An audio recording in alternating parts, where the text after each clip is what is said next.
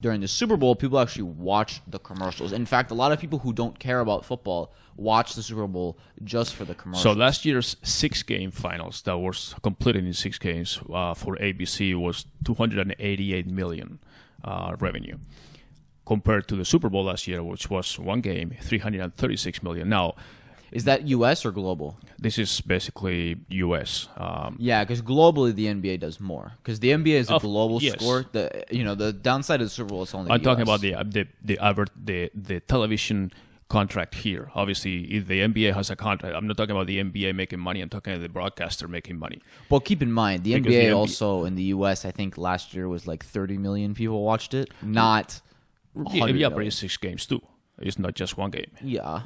And the same thing with the World Series. With baseball, it's even less, obviously. I don't know the audience of baseball. I'm not much of a baseball fan myself. But baseball was 191 million, so that's about a half of the Super Bowl was, even though it was also, 6 games or something like that. So now this year, we also have, every year there's the traditional advertisers, the Procter & Gamble's and the Anheuser-Busch and beers and auto car commercials and so forth. We have a few new advertisers, even though some of them have been there before with different products. But one of the ones that is interesting is the Bud Light Seltzer, the new soda drink. I never had it, but I've seen the commercials already. Some of them are probably not the one that we've seen in the Super Bowl, but that's a first-time advertiser for that particular product. And then we have Kellogg's Pop-Tarts and Little Caesars Pizza, which I don't know how many pizzas they have to sell, but to compensate. But that's one of the new ones. But there are actually 2 presidential candidates that are advertising, each of them with a 60-second commercial on the Super Bowl. Oh, that's a lot. Want you to 60 take. second. Yeah, no, it's a 60-second commercial. One is definitely gonna be Bloomberg, because he's the billionaire. He has unlimited ad spend, right? One of them is Bloomberg. Yeah, he's Michael Bloomberg. Who's the second one? Trump.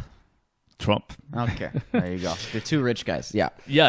I was trying to think of the Democratic candidates who could afford a Super Bowl ad. I was like, I don't know if any of them from the could. ones that are left, not many. But yeah, it's funny that there's only 2 presidents. And obviously Donald Trump is the incumbent president, so they're running 60-second ads. They're running both 60-second ads. Obviously, they need more time to explain their policy or something. But yeah, they are the only 2 that are going to have presidential candidate ad, 60 seconds apiece, and I don't know how much they pay for the 60 seconds versus the because the average cost for the 30 second is $5.6 million. I don't know if the 60 second is literally twice as much, or it's about time and a half or what, but that's a lot of money.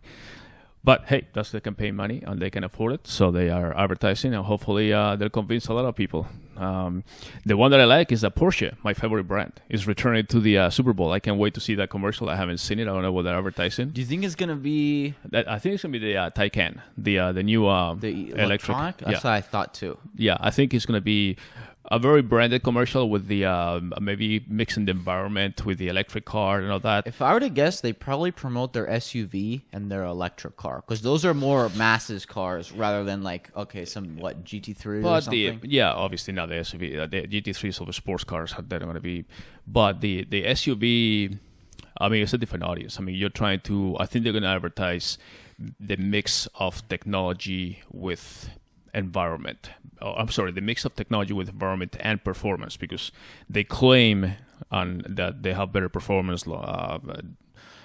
range and everything than the Tesla and all that stuff. So I think they're going to combine a little more like the.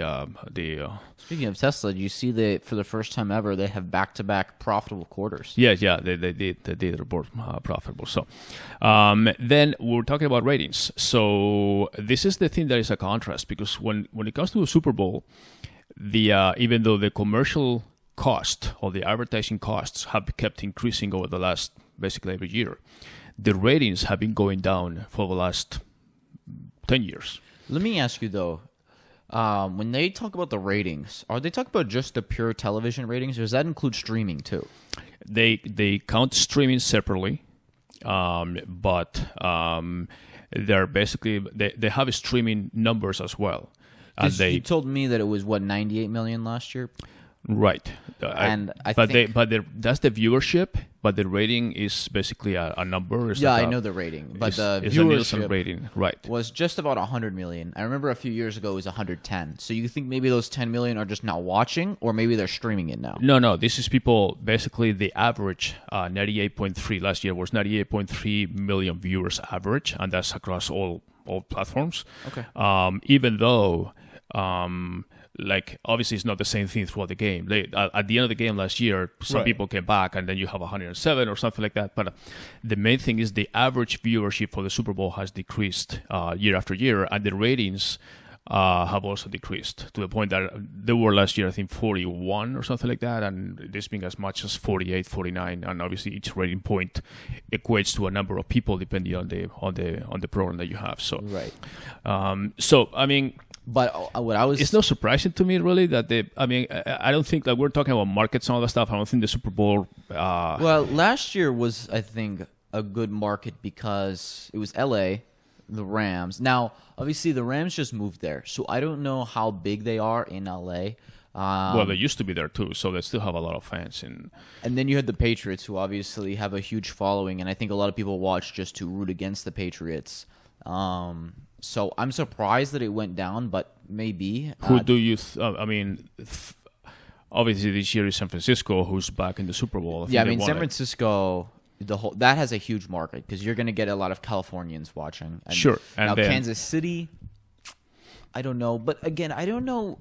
The teams matter, but I don't know for the Super Bowl how much the teams matter. Like last year with the finals, in the NBA Finals, it was a big deal that Toronto made it. Good for Toronto, but for the ratings, it didn't help because before you had LeBron and the Warriors, which is like two huge markets, or a huge market and the biggest NBA on star. The names, right. But last year was Toronto, so the audience was definitely lower. I don't know if it matters as much. I'm sure it plays a factor, but I think a lot of people just watch the Super Bowl. No, I mean, the regardless. Super Bowl is more of obviously the way the game is set up and everything is, even the halftime show and all that is more the spectacle, the whole game. Right. And it attracts female audience as well that just, have parties, people gather more than ever. There's tons of statistics about how much food is consumed and people plan to watch it in parties and goods and together and all that stuff. Plus, but I would say that even though it's Kansas City, which is not like a big market, Pat Mahomes and the Kansas City team is a very exciting team that I think a lot of people enjoy watching, even if they're not like from that area and fans of Kansas City. They just like to watch that team because they're a very exciting, explosive offensive team. Yeah, but the other interesting fact is that the average audience of the Super Bowl keeps increasing, meaning that some of the younger audience may not be so interested in the Super Bowl, whereas the traditional audience that keeps getting older every year still likes like the big game, basically. Right.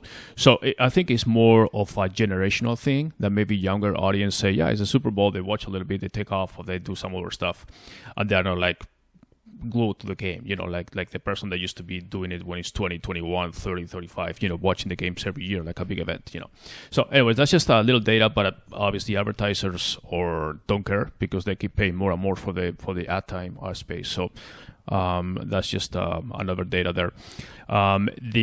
As far as social media, which is the last point that I wanted to make, during last year's Super Bowl, there were what they consider 32 million social interactions between obviously the major social networks like Facebook, Instagram, Twitter, and so forth. But the thing that does get my attention here is that the top Twitter minute, which as far as interactions was 171,000 interactions or tweets, and it wasn't actually doing the game; it was doing the halftime show. So that tells you, I mean, was it Maroon 5 last year, I think? Yeah, I think it was Maroon 5 was the main event or the main show, and that tells you how much people are waiting for the halftime show to basically talk and all that stuff, and doing the game, people maybe are more watching the game, as opposed to interacting. So, which is also interesting because the halftime show, I'm sure you know, the performers don't get paid to perform. They are invited. And they obviously pay for their expenses, but they don't get paid for the performance itself. Yeah. However, but they get 100 they million get paid in watching them. Dividends because over the years, each performer that has been there has seen their sales, their personal record sales, increased like 400-500%, and that's happened from Maroon 5 for Justin Timberlake for.